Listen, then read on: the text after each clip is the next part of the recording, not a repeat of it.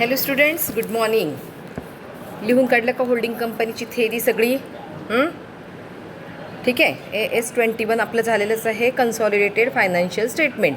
त्यात आपण या सगळ्या टर्म्स पाहिल्या. कोणकोणत्या पाहिल्या होत्या टर्म्स? कॅपिटल प्रॉफिट पाहिला, revenue profit, minority interest, cost of control, capital reserve, त्यानंतर काय प्रॉफिट ऑन, आणखी कोणकोणत्या मायनॉरिटी इंटरेस्ट पाहिले. त्याच्यानंतर आणखी काय आहे, प्री ॲक्विजिशन लॉस, हे पण आपण डिस्कस केलं. त्यानंतर आणखी काय पाहिलं,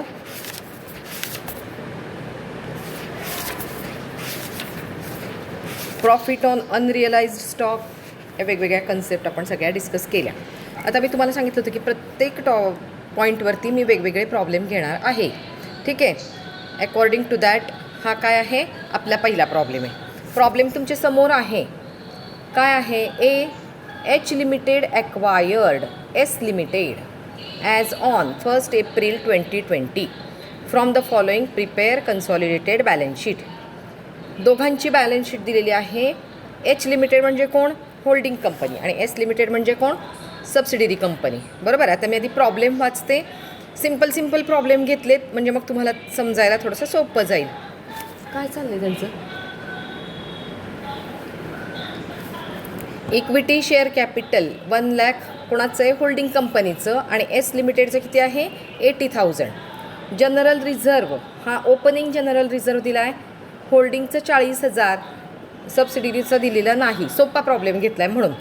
प्रॉफिट अँड लॉस होल्डिंग कंपनीचा आहे 50,000, सबसिडिरीचा नाही आहे. क्रेडिटर्स एच लिमिटेडचे 40,000, एस लिमिटेडचे 30,000. आता देन ॲसेट साईडला काय दिलं आहे? सेंड्री ॲसेट्स आहेत एच लिमिटेडच्या 1,50,000, एस लिमिटेडच्या 1,10,000.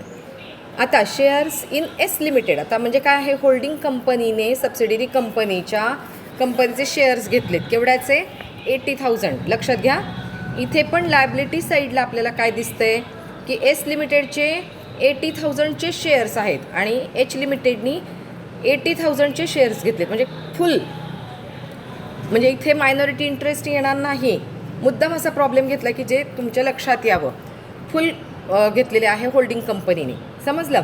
दोघांची टोटल आहे. एच लिमिटेडची 2,30,000, एस लिमिटेडची 1,10,000. बरोबर. आता ह्यांनी काय सांगितलं आपल्याला की कन्सॉलिडेटेड बॅलन्स शीट तयार करा.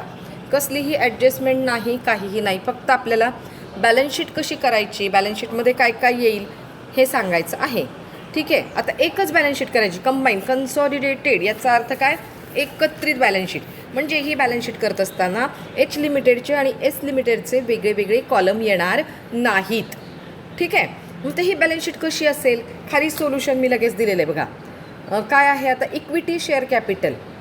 आता यांनी जरी सबसिडियरीचे इक्विटी शेअर्स घेतलेले असले तरी ते शेअर कॅपिटल म्हणून या लायबिलिटीला येत नाहीत. लक्षात ठेवा. शेअर कॅपिटलमध्ये फक्त होल्डिंग कंपनीचंच कॅपिटल येतं. किती आहे ते? 1 लाख. बघा, घेतलं 1 लाख, 10,000 शेअर्स ऑफ ₹10 इच, 1 लाख लिहिलेले. समजलं? जनरल रिझर्व यांचा नाहीच आहे, एस लिमिटेडचा. ठीक आहे. असला तर वेगवेगळे प्रॉब्लेम येतात म्हणून मी काही दिला नाही, नंतर घेणार आहे सगळं. जनरल रिझर्व यांच्या एकट्याचाच आहे, तो लिहिला आहे 40,000. प्रॉफिट अँड लॉस यांचाच आहे फक्त 50,000, तो 50,000 आपण लिहिला. क्रेडिटर्स दोघांचे आहेत 40,000, 30,000. हे बघा मी इथं लिहिलेत. एच लिमिटेड आणि एस लिमिटेड 40 आणि 30, 70,000 मी एक्सटर्नल कॉलममध्ये लिहिलेले आहेत, आउटर कॉलममध्ये लिहिलेले आहेत. समजलं? लायबिलिटी साईड संपली. Asset side, sundry assets. आता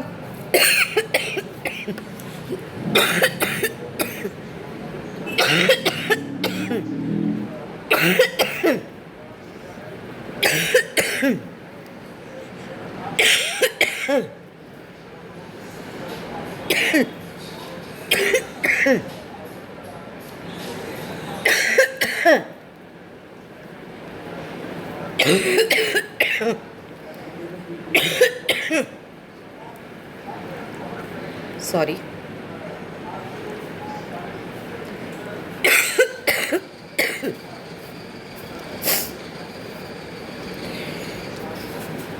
ठीक आहे.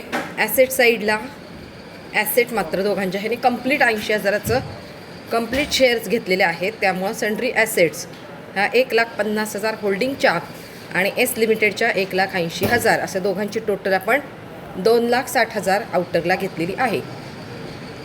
आता शेअर्स इन एस लिमिटेड 80,000 हे एच लिमिटेडने घेतलेले आहेत. ते इथे पुन्हा दाखवायचे नाहीत कारण मायनॉरिटीला काही राहिलेलं नाही. समजतंय? मुद्दाम साधा सिंपल प्रॉब्लेम घेतला की जेणेकरून तुमच्या लक्षात येईल. आणि मग दोघांची बेरीज 2,60,000 टोटल 2,60,000 प्रॉब्लेम टॅली झाला आहे. लक्षात आलं?